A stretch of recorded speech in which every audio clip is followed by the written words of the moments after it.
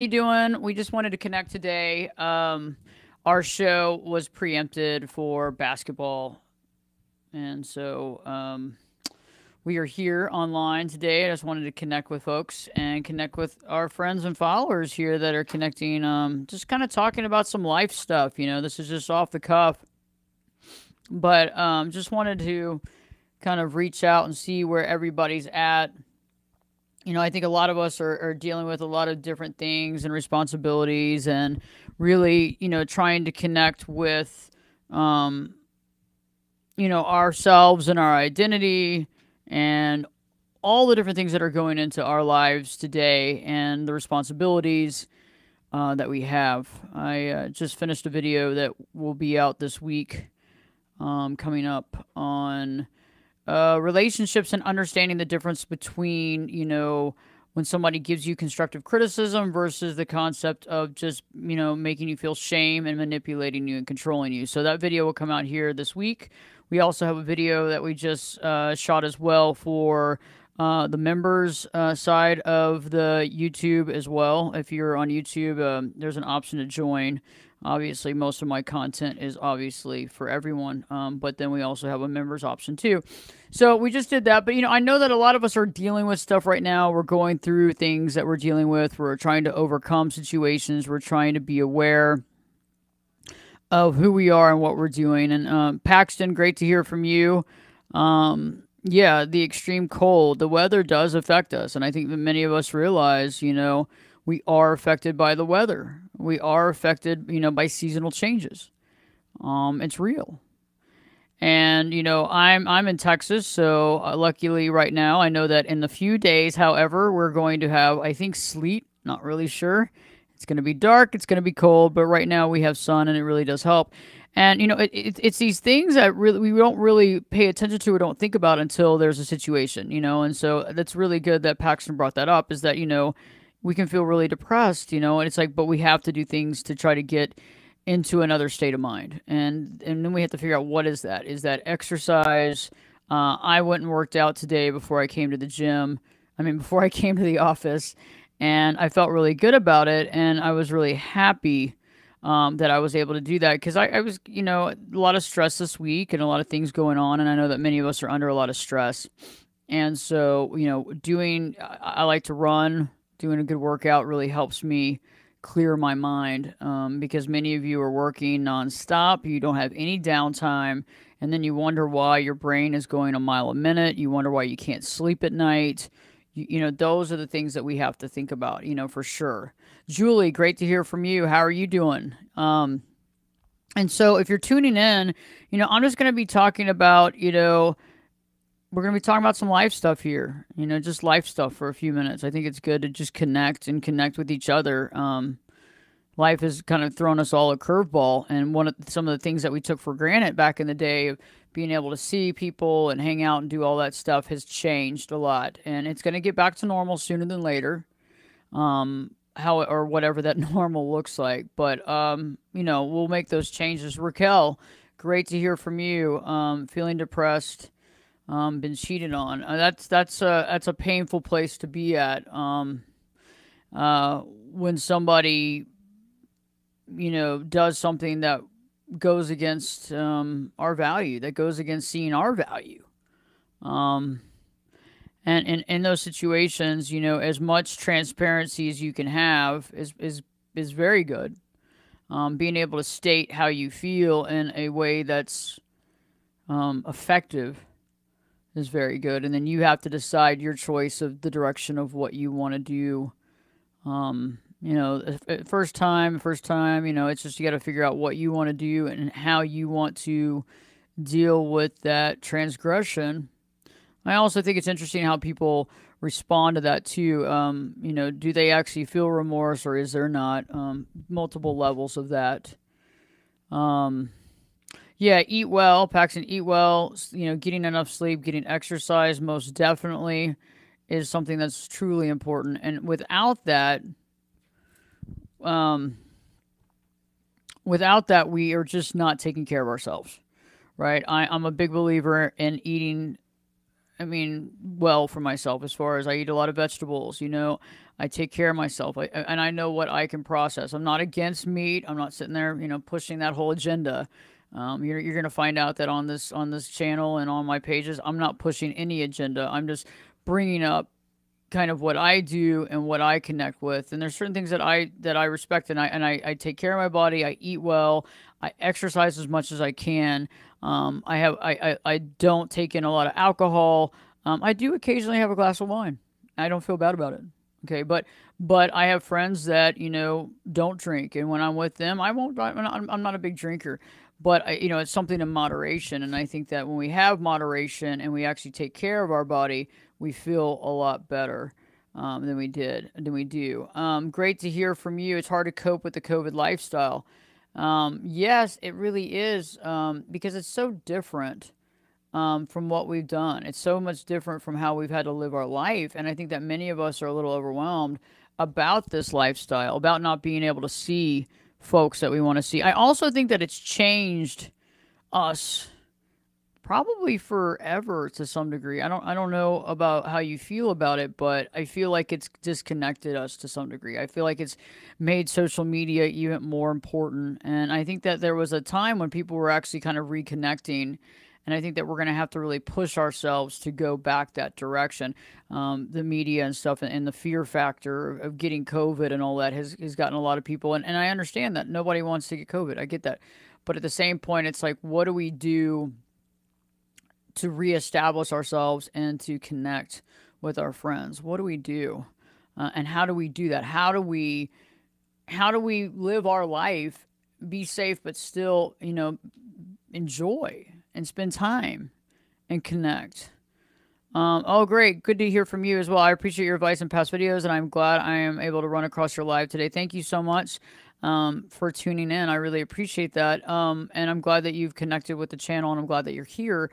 The whole concept is to create content that's truthful, authentic, and real, that can actually be life changing. That's the thing, right? Because I found that there's a lot of fear based media out there now. There's a lot of media and programming, and that's why they call it programming, right? That's why they call it TV programs. Okay. There's a lot of programming out there that, quite honestly, is very negative in nature. There's programming out there that doesn't, that doesn't help us. It doesn't guide us. It doesn't allow us to be better than we were yesterday. I mean, the whole reason to watch something is to educate. The whole reason to watch something is either educate or to entertain, right? But when I'm being entertained, I want to be entertained where I'm not having to worry about what I'm putting into my subconscious. Okay, I want to be entertained in a pure form, in a pure sense. And that's what I think is we all have to have ethical standards for what we allow into our conscious and our subconscious.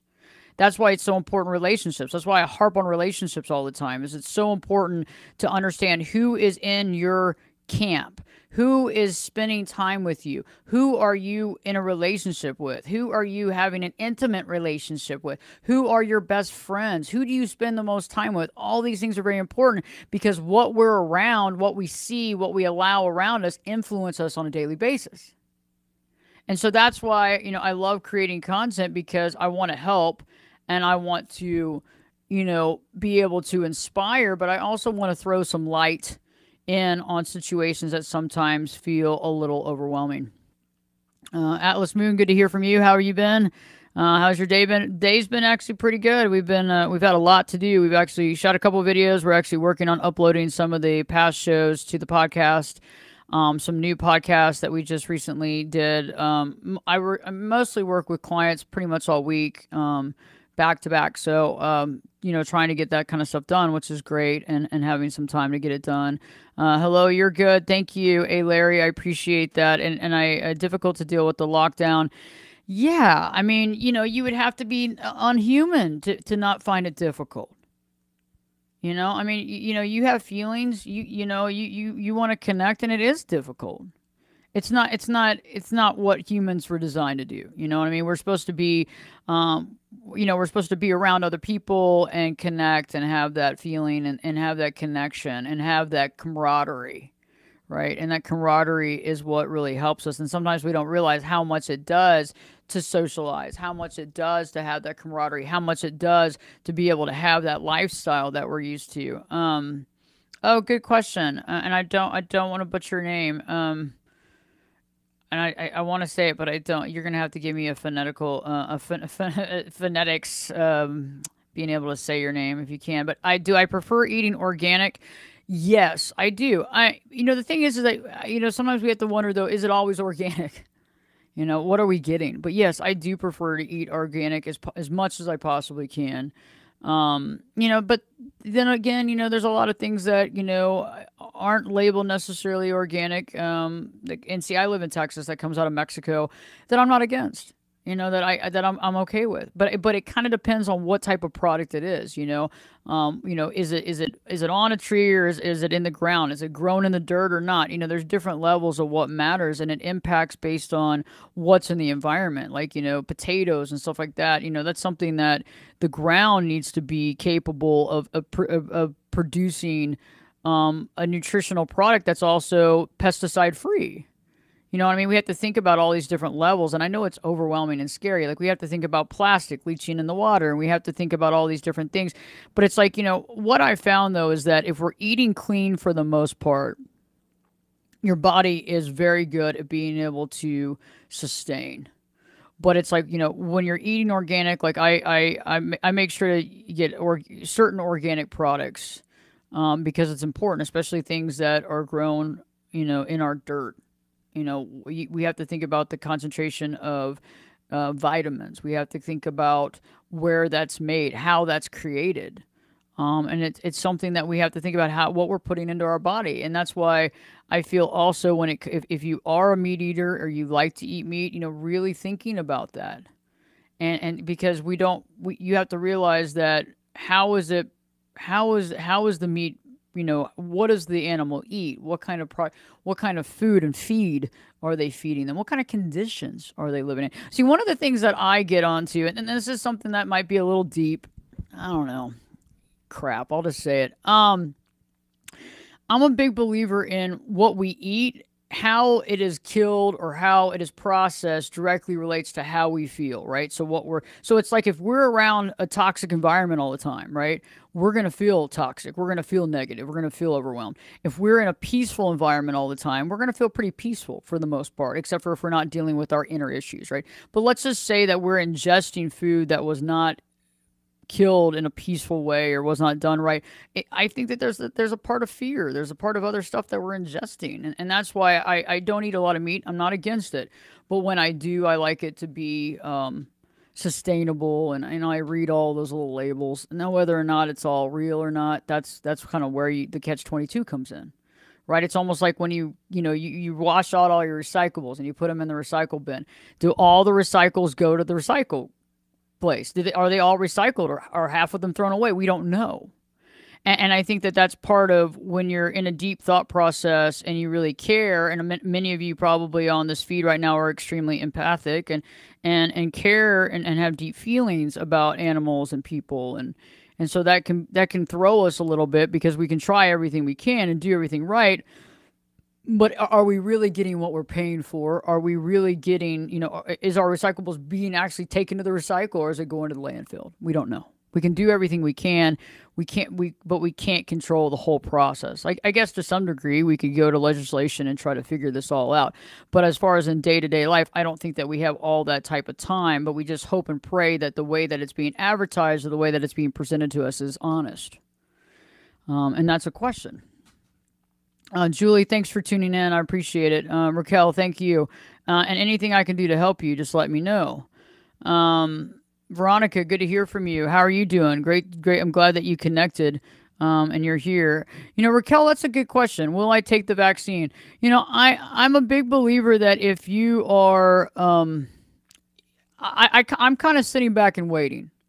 And my reason for it is I don't have different types of health issues that other people have, and I don't want to take the vaccine that someone else could have. Okay, right now, is there a little fear maybe, because we hear the broadcast about the COVID? Sure.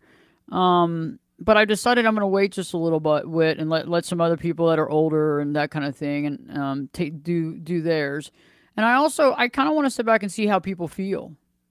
Um, what were the side effects? Do you think that that was a good thing? And now when they're saying that there's all these different variations now, is it really is it going to safeguard us at the level that we need it? And I don't know. I think it goes back to if you're somebody that's had a flu vaccine. I've had the flu vaccine once, and I got the flu bad that year, and maybe it was just kind of a jinx deal. But I'm still up in the air with that. So that's a good question. I'm interested in how everybody else feels on the feed about that as well. So if you're planning on taking it or not taking it, let me know.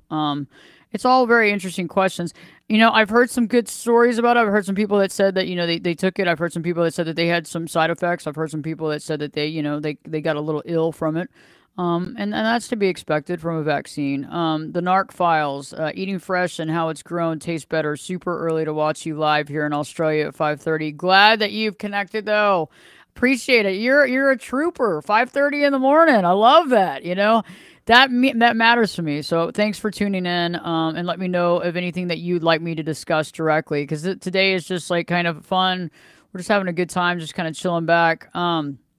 Urine, can you give me your advice regarding narcissistic parents, favoritism, and inheritance, being the scapegoat? Yes, narcissistic parenting. Wow, and they picking the favorites. Yes. It's a painful place to be at because if you're not the favorite, it's painful. And sometimes the favorite is in pain because they actually are empathic and feel bad about being the favorite, but sometimes the favorite doesn't care at all. Okay? And they're happy to be that, and it's a power play that's being done, which is not very cool at all. Yeah, unfortunately, what I found though with the situation is the more that we try to be everything to that parent, the more that we try to show them our value, the more they're going to push away, the more they're going to fight, the more they're going to fight against you. It's almost like you have to act like you don't care.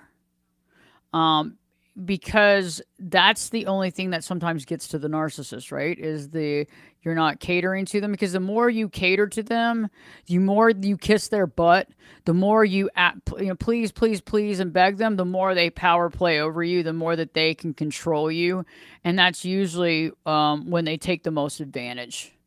Okay, so sometimes we have to, and I don't like being who we're not because I know that if you're here, you're not faking it. But sometimes we have to sit there and begin to take that emotional connection and that emotional trauma bond tie with these folks and try to really cut that tie because if we don't, they're going to use us and take advantage. And so one of the things that I feel is that it's hard to say that, because it's actions, and we have to actually follow it. But if you are the scapegoat, most of the time when we are that, we feel bad, we feel sad, right? We get depressed about it. But I found that the more that we can undo that programming and try to really refocus on ourselves, realizing that there's a reason why they haven't picked you as favorite. And I think the real reason is the fact that they're kind of scared of you. I think the real reason is the fact that you're not one of them. So I want you to kind of think about that for a little bit. You don't want to be one of them. But if you can take a step back, I think that's powerful. And then just living your life as much as you can because the happier you are, to some degree, they're going to want to figure it out. They're going to be upset because they haven't upset you. Veronica, yes, great to see you agree with the vaccine thing, waiting for more at-risk folks to do their thing. And that's what I think needs to happen. Like folks that are high risk need to go in first and then they can start living a life normally. Like some of these people have not been able to leave their home. NJMP, hi Ashley, why is it so hard to become grounded and stick to it? Well, I mean, one of the things is the influences. We have to really understand how are we being influenced by other people, other situations, news, and media. And that's one of the first things to be able to become grounded is to be able to get rid of the noise. The more noise you have in your life, the less grounded, the less solid you can be. Because it makes you question and it also takes your mind share. And one of the best things that you can do is to begin to prime your brain. Your brain is a muscle. We need to actually be aware of what you're thinking and what are your feelings at all times. And you have to actually take awareness of this and be mindful and start writing that stuff down. And that's what I had to do a long time ago. I had to start taking an inventory of all of my thoughts. And the first thing that I was able to do, and this is just a, kind of a tidbit of information that you might want to take into your life is, start being aware of how often you're in the future thinking of what's going to go down that rabbit hole. How often are you creating a scenario that's fear based? How often on the other side of the bracket are you connected to the past? You know what I'm saying? How often are you connected to the past and the situation that you're thinking about the worst things that have happened, or you're thinking about the pain that happened in the past and you're reliving that? Those are the two places in life that we have to get out of. And the only way to get out of those places is to know how often you're there. And that takes an inventory of thought on a constant basis. Paxton, I'd love to check out the podcast. I haven't heard it. So if you can put a link in the description, I mean, if you can put a link down here in the comments, that'd be great. I will check it out. I haven't heard of it, but I definitely will check it out. Zen and me, great to hear from you. How are you doing? Okay, let's see. Can you give me some advice on how to cope with family members that have personality disorders, specifically borderline? I'm struggling with this and planning to seek some therapy. Yes, and this is hard because I understand because I've lived through it. Okay, so I understand. It's the advice. Some of the advice is just depth but in order to really understand a situation, you had to have lived through it. I think that some of the best drug and alcohol counselors and coaches had to go through it. Right? They had to gone through addictive. They had to walk through that. They had to get to the other side. They had to, because they know what it's like. But yeah, I've lived through it. One of the things is that a lot of times when we're dealing with someone with that personality disorder in our family, we don't realize how often they're in charge of everybody and everything. Okay, and that's where we need to begin. Is that I'm just telling you, we actually don't realize that we're actually more in control than we are, because we start getting into the BPD's timeline. We start believing that what they're saying is gospel truth and that this is going to happen immediately. We have to realize that we are actually in more control than we know. And so that's one of the things that I want to explain. But I also think that you'll want to go and work with someone. I mean, I help folks deal with this to understand the reason and how this is impacting you, to also understand the changes that you can make in your own personal life to not allow this person to trigger you and upset you.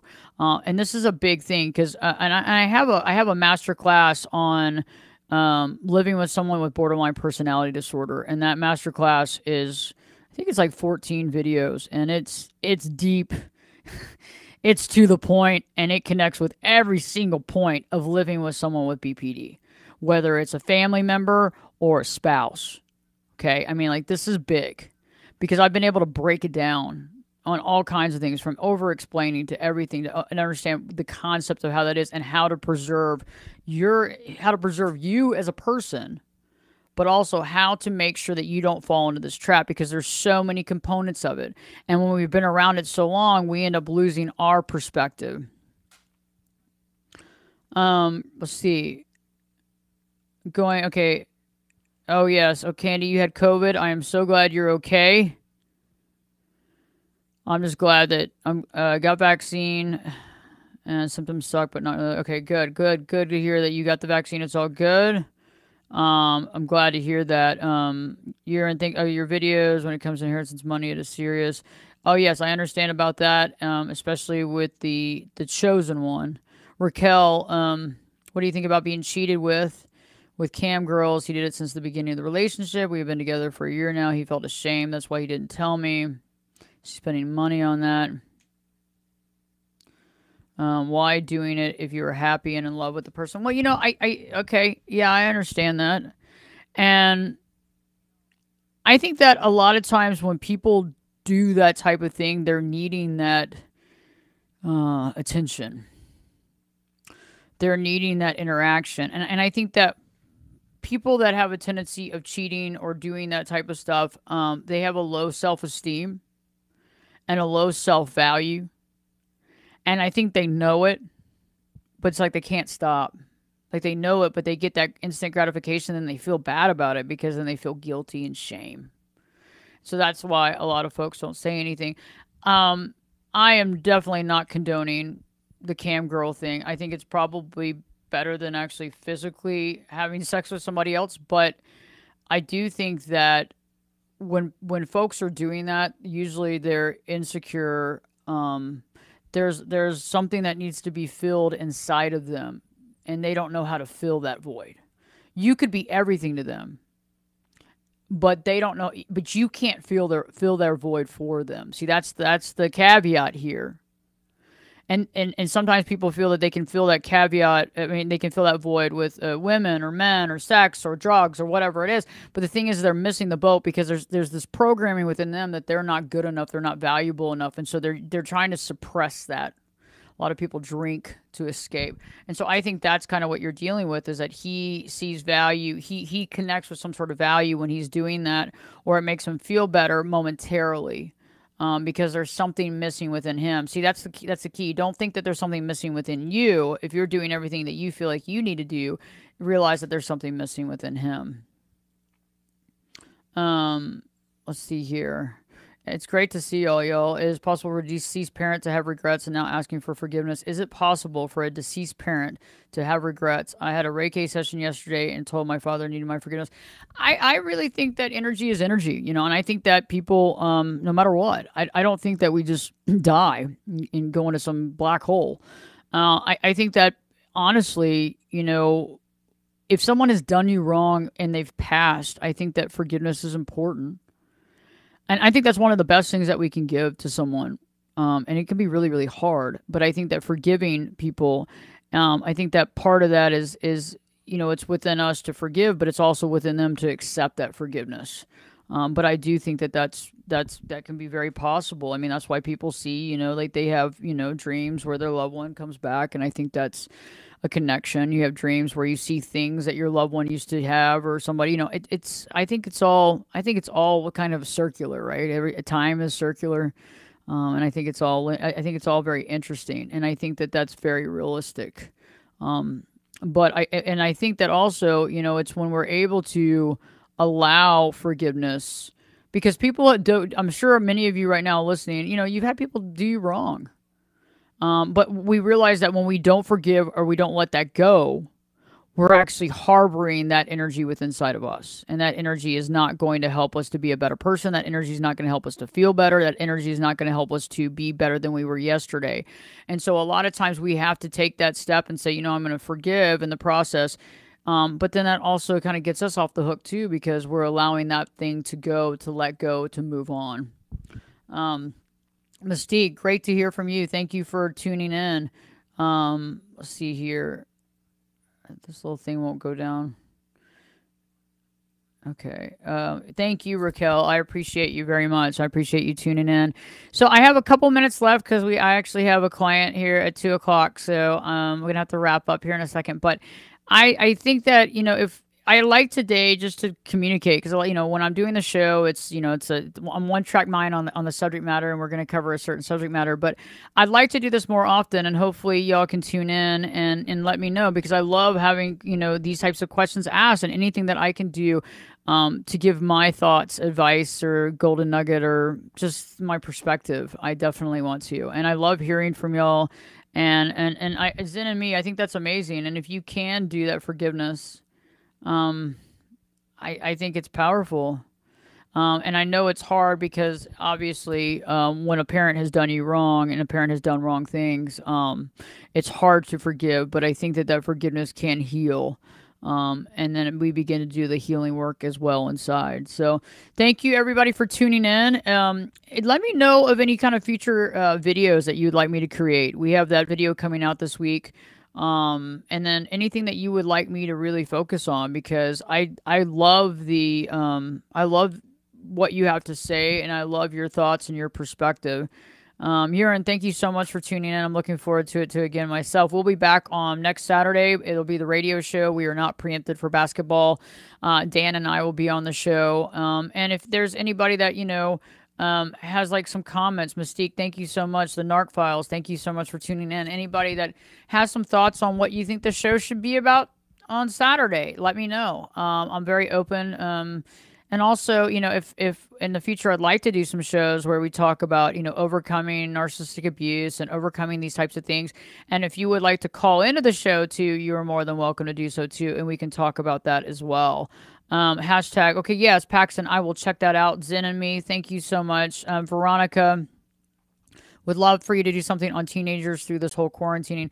Yeah, that's great. We kind of did a little bit last week on the with the couple that had created that workbook and stuff and how to do that. But yeah, I think that's a good idea because I think that teenagers are suffering a lot. I mean, think about it. We went to school and we were at school every day. We weren't like on the computer, like, working, remotely. And I think it's really impacting them. So, yes, please write that down. We're going to take note. George is here. He's going to take some notes on that. So we can look at what y'all are thinking and what you think is a good idea. And we'll rock and roll with something next Saturday. And in the meantime, any other thoughts you have for videos, content as well, we'd love to hear from you on that as well. Thank you so much. Y'all have a great weekend. Let me know if I can do anything. And in the process, just remember, we want to spend time with people around us that actually make us better, make us feel good. I mean, we want to make other people feel good. We want to be there for them. We want to be around people who are empathic. We want to be there for people that actually care about our well-being and vice versa. And so it's like, just thinking about small things and we can keep taking the steps forward and eating well, taking care of ourselves, exercising, getting sleep, watching, our intake of drugs, alcohol, that type of thing. But in the meantime, too, it's about, surrounding ourselves when we were able to be surrounded by people, surrounding ourselves with people that really do bring us up. And we do the same thing. Being able to do things in our life that we care about and being able to connect with those types of things and thinking about what, I don't like going down the rabbit hole of future thinking because usually it creates, fear and worry. Just like going in the past can create regret, right? So as long as we can try to stay as much in the moment and trying to check in with our body 2 to 3 or 4 times a day, whether you have to pinch yourself or whatever, it's like connecting with that self and being able to feel being alive. Because a lot of times we're surrounded by so much media, it's overwhelming.